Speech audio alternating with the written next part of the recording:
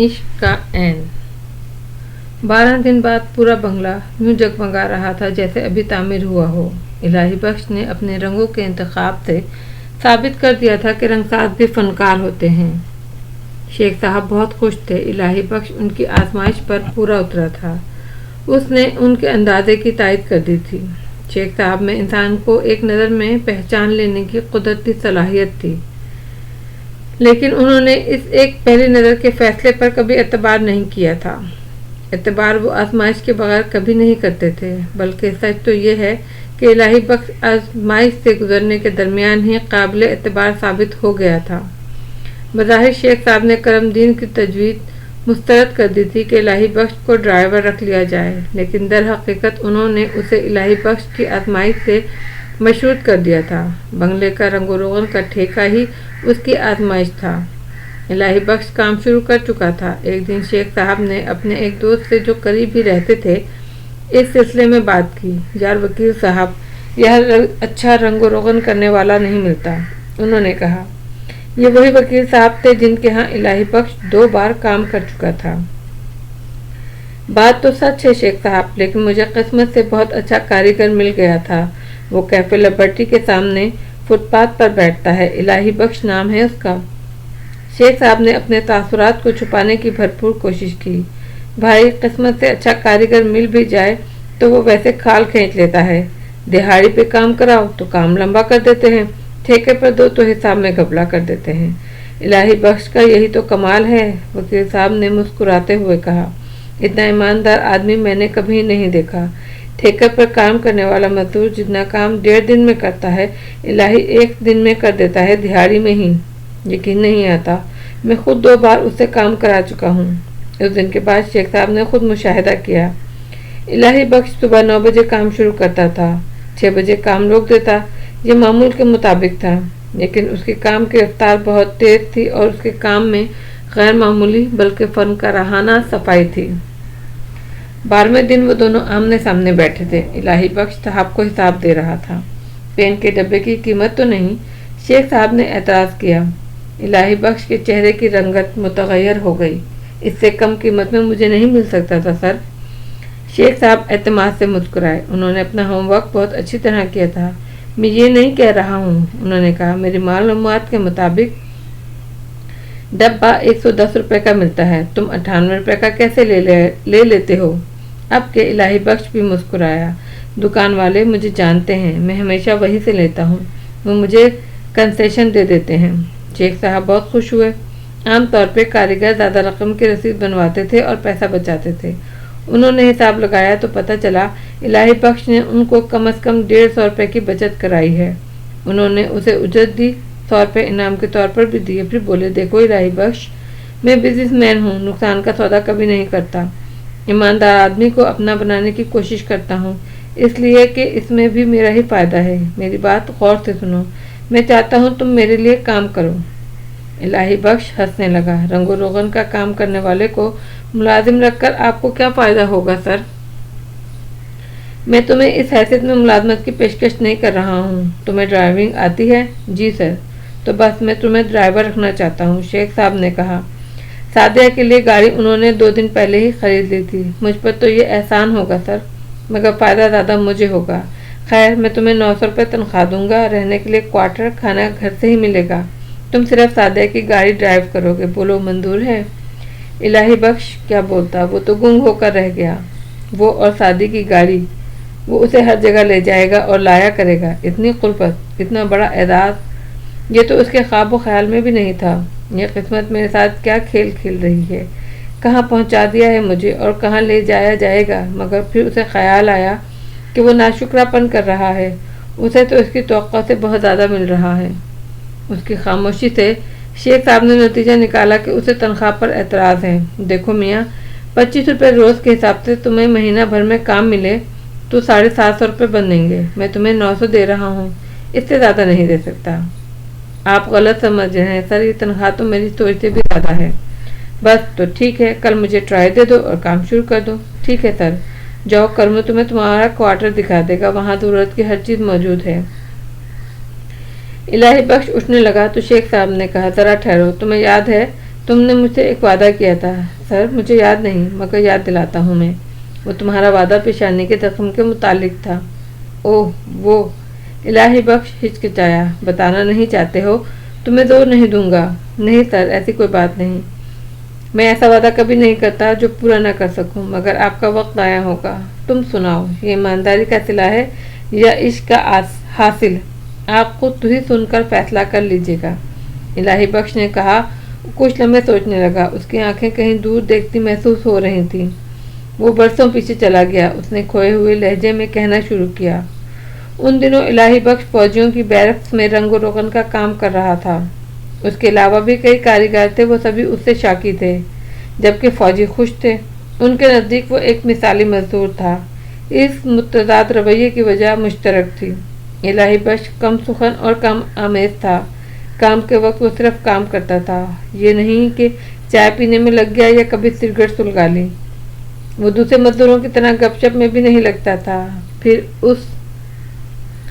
اس کے کام کی رفتار بھی اپنے ساتھیوں سے زیادہ تھی۔ اس کا نتیجہ یہ تھا کہ وہ دوسروں سے 2 گنا کام کرتا تھا۔ اس پر فوجی عزت کرتے تھے اور دوسرے مزدوروں کو لعان کرتے تھے کہ وہ الہی بخش کی طرح کام کیوں نہیں کرتے۔ کئی بار مزدوروں کو تنبیہ بھی کی جا چکی تھی کہ انہوں نے اپنی کارکردگی نہیں بڑھائی تو انہیں نکال دیا جائے گا۔ ظاہر ہے اس پر ساتھی کاریگر اس سے خفا تھے۔ ایک دن کھانے کے وقت میں ساتھیوں نے اسے گھیر لیا۔ او بھائی الہی بخش، تو اتنا کام کیوں کرتا ہے؟ ایک نے کہا۔ یہ سوال ہی الہی بخش کی سمجھ سے باہر تھا۔ اس نے کہا، تو کیا کام نہ کیا کروں؟ کام کر، لیکن ہماری طرح، ہم بھی تو کام کرتے ہیں۔ بھائی تمہاری میری رفتار میں فرق ہے، بس اتنی سی تو بات ہے۔ تیرے لیے اتنی سی بات ہے، ایک اور کاریگر بولا، لیکن اس کی وجہ سے ہم پر تو مصیبت آئی رہتی ہے۔ تو میں کیا کروں؟ الہی بخش بے بسی سے بولا۔ اپنی رفتار کو ہمارے برابر لے آ، تیسرے نے مشورہ دیا۔ یہ کیسے ہو سکتا ہے؟ الہی بخش نے حیرت سے پوچھا۔ او یار، اتنی سی بات سمجھ میں نہیں آتی، پہلے نے جھنجھلا کر کہا۔ تھوڑی دیر میں گپ شپ کر لیا کر کسی سے۔ پیسے مجھے گپ شپ کرنے کے نہیں، کام کرنے کے ملتے ہیں، تمہیں بھی معلوم ہے، یہ بات ہمیں بھی معلوم ہے، اس سے کوئی فرق نہیں پڑتا۔ تمہیں نہیں پڑتا ہوگا، الہی بخش نے درست لہجے میں کہا۔ میں حلال کی کھانا چاہتا ہوں، تو کیا ہم حرام کی کھاتے ہیں؟ ایک کاریگر آپے سے باہر ہونے لگا۔ یہ مجھے نہیں معلوم، نہ مجھے اس کی فکر ہے، الہی بخش نے باپ کا سمجھایا ہوا دہرایا۔ میں صرف اپنی فکر کرتا ہوں۔ دیکھ بھائی، مان جا، ایک کاریگر نے بڑے تحمل سے اس سے کہا۔ تیری وجہ سے ہم ذلیل ہوتے ہیں، ہماری روزی کھوٹی بھی ہو سکتی ہے۔ کیا میں تمہاری وجہ سے اپنی عاقبت خراب کر لوں؟ الہی بخش نے کرخت لہجے میں کہا۔ یہ نہیں ہو سکتا۔ تب کاریگر اپنا سا منہ لے کر رہ گئے۔ دیکھ الہی بخش، دریا میں رہ کر مگرمچھ سے دشمنی نہیں کرتے، ایک جوشیلے مزدور نے تنبیہ کی۔ بات سنو، میں انچارج صاحب کو بتا دوں گا، میری اور تمہاری رفتار میں فرق ہے، اسے مسئلہ نہ بنائیں، ورنہ میں کام ہی چھوڑ دوں گا۔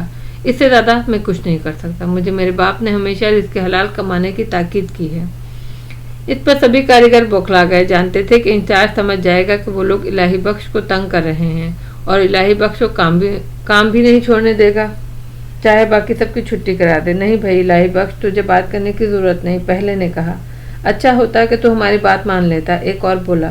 چلو میں کام ہی چھوڑ دیتا ہوں، الہی بخش نے بے بدی سے کہا۔ اللہ رزق دینے والا ہے، یہ غلطی بھی نہ کرنا، تیسرا بولا۔ وہ سبھی جانتے تھے کہ انچارج کو پتہ چل جائے گا کہ ان لوگوں نے الہی بخش پر دباؤ ڈالا ہے، پھر ان کا روزگار بھی جائے گا اور وہ بلیک لسٹ بھی ہو جائیں گے۔ ٹھیک ہے یارو، جو چیز چاہے کرو، ہم کچھ نہیں کہتے۔ بات آئی گئی ہو گئی۔ 3-4 دن بعد انچارج نے ایک کاریگر کی چھٹی کرا دی۔ اسے شکایت تھی کہ وہ پورا کام نہیں کر رہا۔ تم سب لوگ سدھر جاؤ، اس نے کاریگروں کو کہا۔ دیکھو الہی بخش بھی تو کام کرتا ہے۔ سر جی، آپ مجھے بیچ میں نہ لائیں، الہی بخش نے انچارج سے بڑی عاجزی سے کہا۔ مجھے اللہ نے زیادہ رفتار دی ہے تو اس میں ان لوگوں کا قصور نہیں، یہ اپنی صلاحیت کے مطابق کام کرتے ہیں اور میں اپنی صلاحیت کے مطابق کام کرتا ہوں۔ بات اللہ کی دی ہوئی رفتار کی نہیں، انچارج نے کرخت لہجے میں کہا۔ یہ حرام خور ہیں، جان بوجھ کر کام کم کرتے ہیں۔ سر جی، پھر میں کام چھوڑ دیتا ہوں۔ کام چھوڑ کر تو دیکھ، گھر سے اٹھوا لوں گا تجھے۔ اگلے روز کاریگر بہت پریشان تھے، ان کا ایک ساتھی نکالا جا چکا تھا، اوروں کی باری بھی آ سکتی تھی۔ وہ ہاتھ تیز چلانے کی کوشش کر رہے تھے، مگر مسئلہ یہ تھا کہ انہیں اس کی عادت نہیں تھی۔ انہوں نے الہی بخش سے بات کرنا چھوڑ دیا۔ ان کے خیال میں وہ بدرنگ تھا۔ ان میں ایک سید کاریگر بھی تھا، اس کا نام سلمان تھا، وہ بھی کم آمیز تھا، کسی سے زیادہ باتیں نہیں کرتا تھا۔ اس روز سب کھانے کے لیے نکلے تو انہوں نے سلمان شاہ کو پکڑ لیا۔ دیکھ شاہ جی، یہ الہی بخش کیا کر رہا ہے ہمارے ساتھ؟ لال خان نے بات شروع کی۔ کیا ہوا، خیر تو ہے؟ سلمان شاہ نے پوچھا۔ کل اصغر کی چھٹی کرا دی اس نے۔ اچھا، مجھے تو معلوم ہی نہیں تھا۔ سلمان شاہ گزشتہ روز کام پر نہیں آیا تھا۔ ہوا کیا؟ وہی شکایت شاہ جی کہ ہم لوگ کام چوری کرتے ہیں۔ اس سے الہی بخش کا کیا تعلق؟ سب اسی کی وجہ سے ہوا ہے، لال خان نے کہا۔ اس وقت وہی سب کی نمائندگی کر رہا تھا، وہی اپنی ایمانداری کا چرچا کرتا رہتا ہے، باقی سب تو حرام خور ہیں۔ سب ہوں گے، میں نہیں ہوں، سلمان شاہ نے اکڑ کر کہا۔ اور یہ سچ تھا، سلمان شاہ بھی عقل حلال کا قائل تھا۔ گستاخ معاف شاہ جی، شکر بولا، الہی بخش کے سامنے تو سبھی حرام خور ہیں۔ ہم دن میں 1 دیوار کرتے ہیں، آپ 1.5 کرتے ہیں، الہی بخش 2 دیواریں نپٹا دیتا ہے۔ تو کیا ہوا؟ میں حرام خوری نہیں کرتا، الہی بخش کا ہاتھ تیز چلتا ہے اس لیے وہ زیادہ کام کر لیتا ہے۔ ہاتھ تیز نہیں چلتا شاہ جی، وہ ہمیں ذلیل کرنے کے لیے تیز چلاتا ہے، لال خان نے کہا۔ ہمارا تو کچھ نہیں، پر شاہ جی آپ تو عزت والے لوگ ہیں، الہی بخش کو سمجھاؤ نا۔ الہی بخش تو صاف کہتا ہے کہ اس کے سوا سب بے ایمان اور حرام خور ہیں۔ شکور نے آگ لگانے کی کوشش کی۔ سلمان شاہ آگ بگولا ہو گیا۔ کس کی مجال ہے میرے بارے میں ایسی بات کہے؟ زبان سے کہنے کی ضرورت تو نہیں ہوتا باجی، یار محمد نے کہا۔ الہی بخش اپنے عمل سے یہی کہہ رہا ہے، اور کسی دن ان 4 صاحب بھی کہہ دیں گے، لال خان نے کہا۔ اچھا اب بس کرو، کچھ کھانا کھانے دو۔ سلمان شاہ قررایا، لیکن اس سے کھانا نہیں کھایا گیا۔ بے ایمانی اور حرام خوری کا تانا اس کے لیے بہت بڑا تھا۔ الہی بخش کو ان سب باتوں کا کچھ علم نہیں تھا۔ وہ اس کام سے فارغ ہو کر بازار چلا گیا۔ بازار میں بھی زیادہ دیر نہیں لگی، امید تھی کہ مغرب سے پہلے وہ گھر پہنچ جائے گا۔ پھیکی دھوپ میں ناڑی کے کچے راستے پر تیز تیز قدم اٹھاتا چل رہا تھا کہ دائیں جانب کے کھیتوں کی طرف سے اچانک ہی سلمان شاہ اس کے سامنے آ کھڑا ہوا۔ اس کے چہرے پہ گمبھیرتا تھی اور ہاتھ میں کلہاڑی۔ الہی بخش نے چونک کر اسے دیکھا اور احتراماً رک گیا۔ سلمان شاہ کی وہ بہت عزت کرتا تھا، اس لیے کہ سلمان شاہ خود بھی بہت محنتی اور ایماندار آدمی تھا۔ اس میں غرور بھی نہیں تھا، جس سے سادات عام طور پر مالا مال ہوتے ہیں۔ سلام باجی، الہی بخش نے کہا۔ سلمان شاہ نے روکھے لہجے میں سلام کا جواب دیا، پھر بولا، الہی بخش تجھ سے ایک ضروری بات کرنی تھی، اس لیے یہاں تیرے انتظار میں کھڑا ہوں۔ مجھے گھر سے بلوا لیا ہوتا باجی، الہی بخش بولا۔ خیر حکم کریں، کیا بات ہے؟ پہلے تو ایک بات پوچھنی ہے تجھ سے، یہ بتا تیرے خیال میں میں بے ایمان اور حرام خور ہوں، کام چوری کرتا ہوں؟ توبہ توبہ باجی، الہی بخش نے کانوں کو ہاتھ لگاتے ہوئے کہا۔ آپ کی ایمانداری تو مثالی ہے۔ سلمان شاہ کچھ نرم پڑ گیا۔ تو چاہتا ہے کہ دوسرے مجھے بے ایمان اور حرام خور سمجھے؟ کیسی بات کرتے ہیں شاہ جی، میں بہت گناہ گار ہوں، لیکن ایسا گناہ کرنے والا آدمی نہیں۔ تو پھر تم مجھ سے زیادہ کام کیوں کرتا ہے؟ سلمان شاہ نے کڑے لہجے میں کہا۔ دیکھیں شاہ جی، وقت مقرر میں آپ بھی ایمانداری سے کام کرتے ہیں اور میں بھی۔ کام کی مقدار سے اس کا کیا تعلق؟ الہی بخش تو میری بات سمجھنے کی کوشش کر۔ باجی آپ میری بات سمجھنے کی کوشش کریں، الہی بخش نے بے حد رسان سے کہا۔ دیکھیں، دوسرے لوگ آپ سے بھی کم کام کرتے ہیں، اگر وہ آپ سے مطالبہ کریں کہ انہیں بے ایمانی کے الزام سے بچانے کے لیے آپ اپنی استعداد سے کم کام کریں تو کیا آپ کریں گے؟ کس کی مجال ہے کہ مجھ سے بات کہے؟ سلمان شاہ کو جلال آ گیا۔ بات مجال کی نہیں، آپ صرف فرض کر لیں۔ دیکھ الہی بخش، میں تجھے حکم دے رہا ہوں، اب تم مجھ سے زیادہ کام نہیں کرے گا۔ باجی سرکار، یہ حکم مانوں گا تو میں بے ایمان ہو جاؤں گا، میرے رزق حلال میں حرام شامل ہو جائے گا۔ باجی سرکار، اللہ کا حکم تو سب سے بڑا ہے، میں کچھ سننا نہیں چاہتا، سلمان شاہ نے گرج کر کہا۔ تجھے میری بات ماننی ہوگی ورنہ… اس نے کلہاڑی بلند کر لی۔ دیکھیں شاہ جی، آپ اپنی ذمہ داری کا بھی خیال کریں، الہی بخش نے عاجزی سے کہا۔ میں تو آپ کے سامنے اپنے بچاؤ کے لیے ہاتھ بھی نہیں اٹھا سکتا، اس لیے کہ میرے باپ نے مجھے یہی سکھایا ہے۔ تو میرا بچاؤ بھی آپ ہی کی ذمہ داری ہے، اور آپ اعلی رسول ہیں، آپ مجھے بے ایمانی حرام خوری کے لیے کیسے کہہ سکتے ہیں؟ لیکن مشتری سلیمان شاہ اب کچھ سمجھنے کی پوزیشن میں نہیں تھا۔ میں تیرا لیکچر نہیں سنوں گا الہی بخش، اس نے کہا۔ مجھے ہاں یا نہ میں جواب دے، مجھے موت کا خوف نہیں شاہ جی۔ اب الہی بخش کا لہجہ سخت ہو گیا۔ اللہ جانتا ہے میں آپ کو زیادتی سے روکنے کی طاقت رکھتا ہوں، لیکن بزرگوں کی روایات اور لحاظ کا تقاضا ہے، میں کچھ نہیں کروں گا، جواب دے ہاں یا نہ۔ جواب آپ کو معلوم ہے، میں آپ کی یہ بات نہیں مانوں گا۔ سلمان شاہ کا کلہاڑی والا ہاتھ نیچے آیا۔ الہی بخش نے سر اٹھا کر اسے دیکھا۔ ایک لمحے کو اس کے جی میں آئی ہاتھ بڑھا کر کلہاڑی کو پکڑ لے۔ وہ ایسا کر بھی سکتا تھا، مگر اس کے اندر ایسی کوئی تحریک نہیں تھی۔ وہ سر جھکانے لگا۔ یہی وجہ تھی کہ کلہاڑی اس کے چہرے پر نہیں، البتہ اس کی پیشانی میں آگ اتر گئی۔ سلمان شاہ نے فوارے کی شکل میں ابلتے خون کو دیکھا تو اس کا حوصلہ جواب دے گیا۔ غصہ سرد ہو گیا۔ اب اسے خیال آیا کہ وہ بہت خطرناک حرکت کر بیٹھا ہے، نہ جانے اس کا انجام کیا ہوگا۔ الہی بخش چکراتا ہوا نیچے بیٹھ گیا۔ اس کا ایک ہاتھ سختی سے اپنی پیشانی پر جمع تھا، جیسے خون روکنے کی کوشش کر رہا ہو، مگر خون کہاں رکتا ہے۔ گاڑھا گاڑھا خون اس کی بھینچی ہوئی انگلیوں کے درمیان سے بھی رس رہا تھا۔ سلمان شاہ نے جو خون کا فوارہ چھوٹتے دیکھا تو اس کے اوزان خطا ہو گئے۔ اسے احساس ہوا کہ وہ تو بہت سنگین حرکت کر بیٹھا ہے۔ اضطرابی طور پر پلٹا اور بھاگ کھڑا ہوا۔ جانے وہ لمحے تھے یا گھنٹے، بہرحال الہی بخش وہیں پڑا رہا۔ پھر اسے قدموں کی آہٹ سنائی دی۔ ارے یہ تو بہت زخمی ہے، کسی نے کہا۔ الہی بخش کو وہ آواز بہت دور سے آتی محسوس ہوئی۔ کسی نے اسے سہارا دے کر بٹھایا۔ خون رکنا تو مشکل ہے، اسی آواز نے کہا۔ چادر کس کر باندھ دیتا ہوں، آگے اللہ کی مرضی۔ اس کے سر پہ چادر کس کر باندھ دی گئی۔ بخشے تو چل سکتا ہے، اس بار دوسری آواز نے پوچھا۔ الہی بخش اس بات میں سر ہلا رہا تھا۔ پہلی آواز نے دوسری کو ڈانٹ دیا۔ کیسی بات کرتے ہو، اسے اٹھا کے لے جانا پڑے گا۔ انہوں نے الہی بخش کو اٹھایا۔ اسی دوران الہی بخش کے ہوش اور حواس اس کا ساتھ چھوڑ گئے۔ اسے نہیں معلوم تھا کہ وہ اسے کس طرح لے کر گئے۔ ہوش آیا تو وہ ہسپتال میں تھا۔ یہ پولیس کیس ہے، ڈاکٹر کہہ رہا تھا۔ پہلے تھانے لے کر جاؤ، رپورٹ درج کراؤ، پھر پٹی ہوگی، چاہے اس دوران یہ مر جائے۔ پہلی آواز نے تلخ لہجے میں کہا۔ ہاں، چاہے یہ مر جائے، قانون تو قانون ہے۔ عجیب قانون ہے، سزا مارنے والے کو ملنی چاہیے، یہاں سزا اسے مل رہی ہے جس کے ساتھ ظلم ہوا ہے۔ آپ کے اس قانون سے ظالم کا کیا بگڑے گا؟ ہاں، مظلوم بچ بھی سکتا ہے تو اب مر جائے گا۔ قانون میں نے نہیں بنایا، ڈاکٹر نے نرم لہجے میں کہا۔ میں اس کے خلاف کروں گا تو مصیبت میں پھنسوں گا، اور اگر یہ مر گیا تو آپ کے ضمیر پہ بوجھ نہیں ہوگا۔ ڈاکٹر سوچ میں پڑ گیا۔ اس نے الہی بخش کی پیشانی پہ بندھا ہوا صافہ کھول کر زخم کا معائنہ کیا۔ نرم پڑ گیا، خون پہلے ہی بہت ضائع ہو چکا تھا۔ اس نے سر ہلاتے ہوئے کہا، ٹھیک ہے، میں مریض کی پٹی کرتا ہوں۔ تم ایک کام کرو، تھانہ یہاں قریب ہی ہے، ایس ایچ او صاحب میرے دوست ہیں، ان سے جا کر کہو میں نے انہیں بلایا ہے، میرا نام ڈاکٹر جمیل ہے۔ فاضل تھانے چلا گیا، ڈاکٹر الہی بخش کے ساتھ مصروف ہو گیا۔ چند گھنٹے بعد الہی بخش تھانے میں ایس ایچ او ابرار شاہ کے سامنے بیٹھا تھا۔ ڈاکٹر نے کہہ دیا تھا کہ اسے ہسپتال میں داخل ہونے کی ضرورت نہیں، زخم گہرا ضرور ہے لیکن خطرناک ہرگز نہیں۔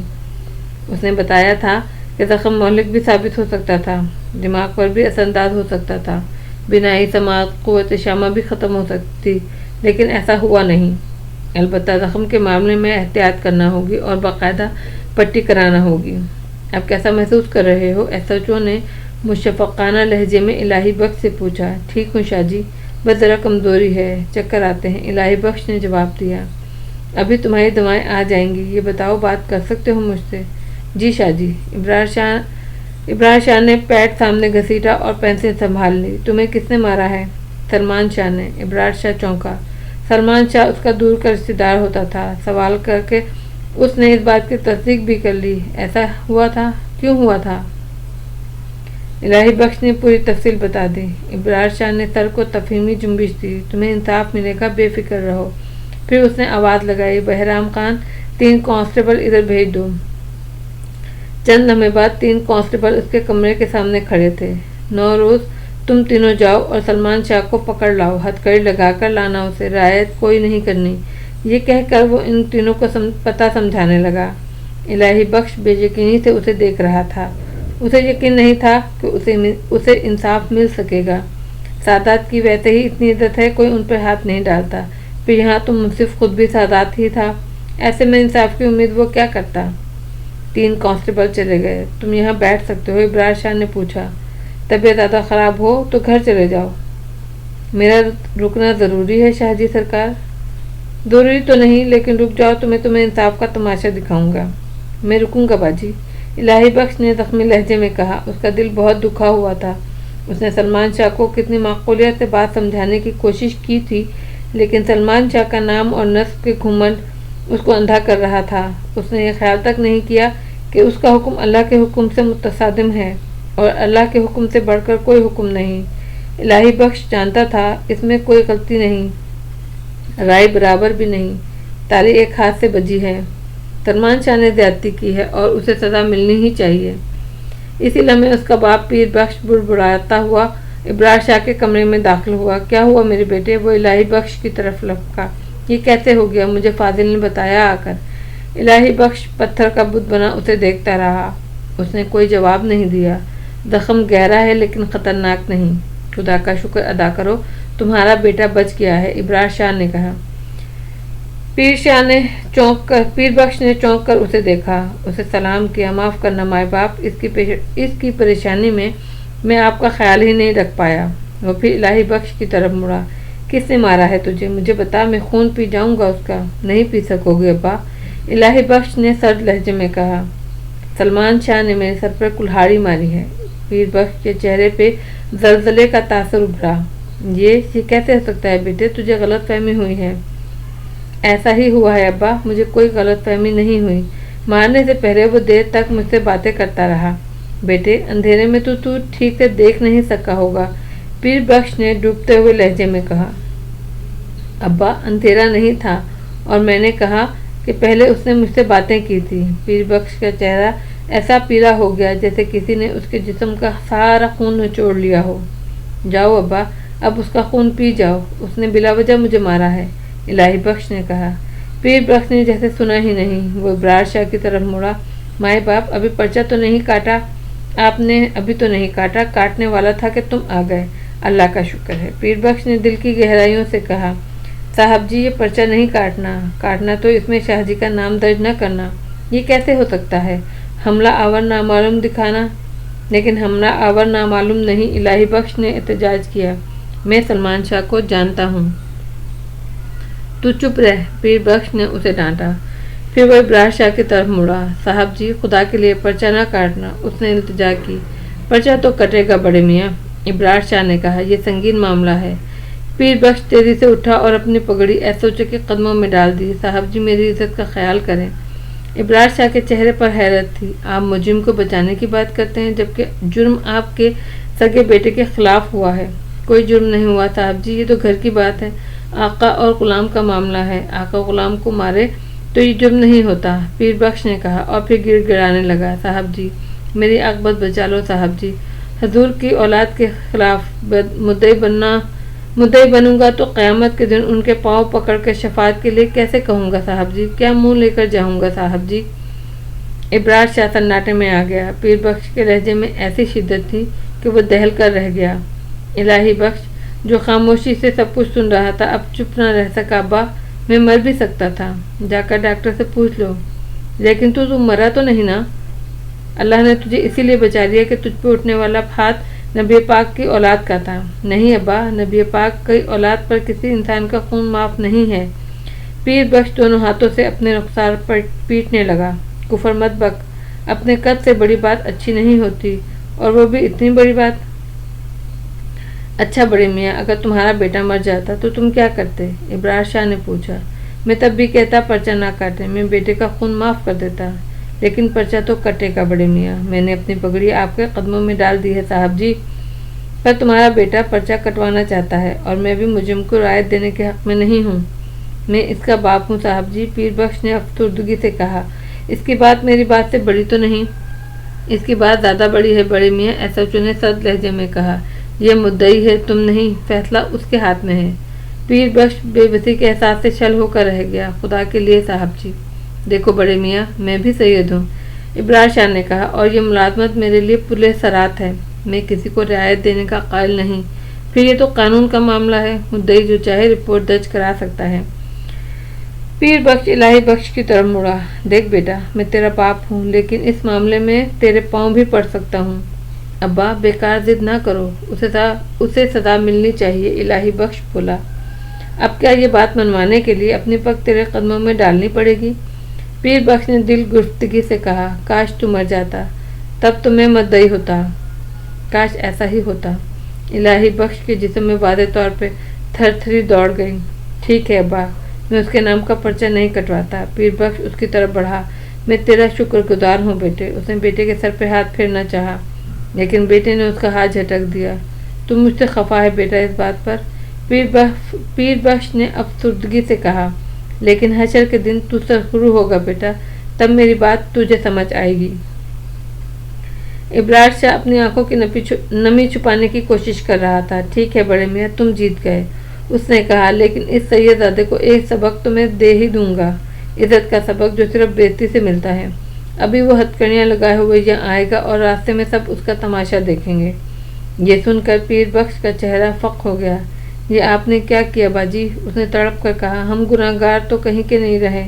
اس نے ملامت بھری نظروں سے بیٹے کو دیکھا۔ سچ ہے کہ اولاد سب سے بڑی آزمائش ہوتی ہے، اولاد آدمی کو جہنم رسید بھی کر دیتی ہے۔ یہ کہہ کر وہ تیزی سے کمرے سے چلا گیا۔ اس کے جانے کے بعد ابرار شاہ نے حیرت سے کہا، تمہارا باپ اس دنیا کا آدمی نہیں لگتا۔ ابا کا خیال ہے میں اس کا بیٹا نہیں، کسی نے بدل دیا تھا مجھے، الہی بخش نے تلخی سے کہا۔ پیر بخش ہانپتا کانپتا ناڑی کے کچے راستے پہ چلا جا رہا تھا۔ اسے کچھ ہوش نہیں تھا۔ اسے لگ رہا تھا کہ کوئی اس کا دل مٹھی میں بھینچ رہا ہے۔ اس کے ہونٹوں پر بس ایک دعا تھی، سلمان شاہ کی رسوائی سے پہلے وہ اس تک پہنچ جائے، اس کو ہتھکڑیوں والا تماشا نہ دیکھنا پڑے۔ لیکن دعائیں ایسے کہاں قبول ہوتی ہیں۔ اسے دور ہی سے پولیس والوں کے ساتھ سلمان شاہ آتا دکھائی دیا۔ ایک پولیس والا آگے چل رہا تھا، دو اس کے دائیں اور بائیں۔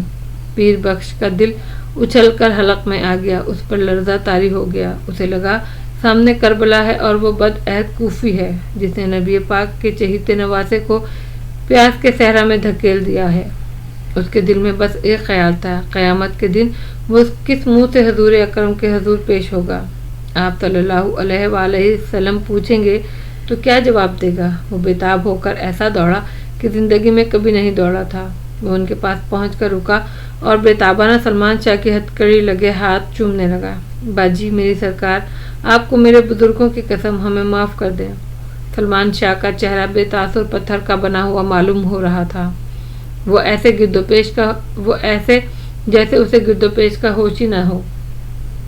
توہین اور بےزتی کے احساس نے اسے شل کر کے رکھ دیا تھا۔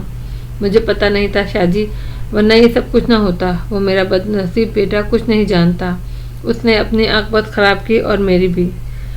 اچانک سلمان شاہ جیسے کسی سحر سے آزاد ہو گیا۔ نہیں چاچا، پیر بخش میری غلطی تھی، الہی بخش کی نہیں، اس نے شرمساری سے کہا۔ میں سزا کا مستحق ہوں، مجھے سزا ملنی چاہیے، میں نے ظلم کیا ہے۔ میری آنکھوں پر پٹی پڑ گئی تھی۔ نہیں باجی، پٹی تو میرے بیٹے کی عقل پر پڑ گئی ہے۔ اوہ بابا جی ہٹو ایک طرف۔ آگے چلنے والا نوروز خان تھا۔ پیر بخش کو ڈپٹ کر کہا، ہمیں تھانے پہنچنا ہے۔ ہٹتا ہوں، آپ ان کی ہتھکڑیاں تو کھول دو۔ دماغ خراب ہو گیا ہے؟ نوروز بگڑ کر بولا۔ تھانے دار کا حکم ہے، یہ ہتھکڑیاں تو اب وہیں کھول سکتے ہیں، ہٹ جا۔ کیوں گناہ کماتے ہو حوالدار، ان کے ہاتھ کھول دو، یہ بھاگنے والے نہیں، میں ضمانت دیتا ہوں۔ تو ضمانت لینے والے کو تو دیکھو ذرا، نوروز خان نے حقارت سے کہا۔ میرا حق ہے یہ۔ پیر بخش کا لہجہ بدل گیا۔ جس سے ان کا جھگڑا ہوا ہے وہ میرا بیٹا ہے۔ نوروز خان کا منہ حیرت سے کھل گیا۔ وہ ہتھکڑیاں کھول دیتا، لیکن جانتا تھا ابرار شاہ کتنا سخت اور اصول پرست آدمی ہے۔ چنانچہ اس نے نرم لہجے میں کہا، بابا جی یہ میرے اختیار سے باہر ہے، مجھ کو معافی دو۔ اچھا چلو ہتھکڑیاں مجھے لگا دو، پیر بخش بولا۔ او بابا جی جان چھوڑو میری، میں مجبور ہوں، تھانے دار مجھے جان سے مار دے گا۔ باجی کی ہتھکڑیاں لگی رہیں تو میں جان دے دوں گا۔ یہ کہہ کے پیر بخش نے زمین سے سر ٹکرانا شروع کر دیا۔ تینوں کانسٹیبل بوکھلائے ہوئے اسے دیکھتے رہے۔ سلمان شاہ نے اسے سمجھانے کی کوشش کی، لیکن اس پر تو جیسے جنون طاری ہو گیا تھا۔ دیکھتے ہی دیکھتے اس کی پیشانی سے خون نکلنے لگا۔ کھول دو یار، اب جو ہوگا دیکھا جائے گا، نوروز خان نے اپنے ساتھیوں سے بے بسی سے کہا اور پھر پیر بخش کی طرف بڑھا۔ چل اٹھ جا بابا۔ راضی نامہ ہو چکا تھا، الہی بخش اور اس کا باپ جا چکے تھے۔ راضی نامہ مکمل طور پہ یک طرفہ تھا۔ ابرار شاہ نے کوشش کی تھی کہ الہی بخش کا دوا اور دارو کا خرچہ سلمان شاہ برداشت کرے اور اس کے علاوہ بھی کچھ نقد رقم دے، لیکن پیر بخش نے انکار کر دیا۔ الہی بخش یہ کہہ کر الگ ہو گیا کہ اس نے معاملہ باپ پر چھوڑ دیا ہے۔ چاچا اب میں جاؤں؟ सलमान शाह ने इब्रार शाह से पूछा। ज़रा बैठो, मुझे तुमसे बात करनी है, इब्रार शाह ने कहा। जब से सलमान शाह थाने आया था मुसलसल खड़ा हुआ था। इब्रार शाह ने उसे बैठने नहीं दिया था। यही नहीं, उसने इब्रार शाह को चाचा कहकर पुकारा था तो उसे डांट सुनना पड़ी थी। इब्रार शाह ने साफ कह दिया था, रिश्तेदारी घर में होती है, थाने में नहीं। यहाँ वो SHO है और वो मुल्जिम। तो अब सलमान शाह बैठते हुए हिचकिचा रहा था। इब्रार शाह ने कहा, बैठ जाओ सलमान, उस वक्त तुम मुल्जिम नहीं हो, इस वक्त तुम मुल्जिम नहीं हो, मेरे छोटे हो। मुझे तुमको कुछ समझाना है। सलमान शाह बैठ गया। तुम्हें अंदाज़ा है तुम कितनी बड़ी मुसीबत में फंस गए थे? जी चाचा, मैं जानता हूँ। ये 307 का केस था और मैं पर्चा काट देता, तुम्हारी जगह मेरा बेटा होता तो मैं उसके साथ भी रियायत ना करता। जानता हूँ चाचा, और मुझे आप पर फ़ख्र है। मेरे दिल में आपकी इज़्ज़त और बढ़ गई है। मैं तुम्हें ये समझाना चाहता हूँ बेटे कि ये लोग आले रसूल सल्लल्लाहु अलैहि वसल्लम होने के नाते हमारा जो एहतराम करते हैं, तो ये हम पर फ़र्ज़ है कि हम ख़ुद को मुहतरम बनाना चाहें, अच्छी सिफ़ात पैदा करना चाहिए हमें, और इन अक़ीदतमंदों को इज़्ज़त भी देना चाहिए। मैं जानता हूँ तुम अच्छे किरदार के लड़के हो, कोई बुराई नहीं तुम में, फिर भी चाचा आप यकीन करें, मैं इब्तिदाई से शर्मिंदा हूँ और मैं चाहता था कि मुझे अपने की सज़ा मिले। जानते हो तुमसे गलती क्यों हुई चाचा? मैं बेईमानों के उकसाए में आ गया था, और इसका सबब यह था कि तुम्हें अपने नाम और नस्ब पर गरूर है, घुमंड है। ये दुनिया की बदतरीन चीज़ है। अल्लाह को ये सबसे ज़्यादा नापसंद है। आदमी गरूर किस चीज़ पर करे जबकि सभी कुछ अल्लाह का दिया हुआ है। इसीलिए तो सब तारीफ़ें उसी के लिए हैं। उसकी दी हुई इज़्ज़त घुमंड करना छोड़ दो, अच्छे और मिसाली इंसान बनो, इसलिए कि इज़्ज़त करने वाले अक़ीदतमंद हमसे यही तवक्को करते हैं। मुझे उम्मीद है आइंदा तुम कभी इस हैसियत में यहाँ नहीं आओगे चाचा। इंशाअल्लाह ऐसा ही होगा।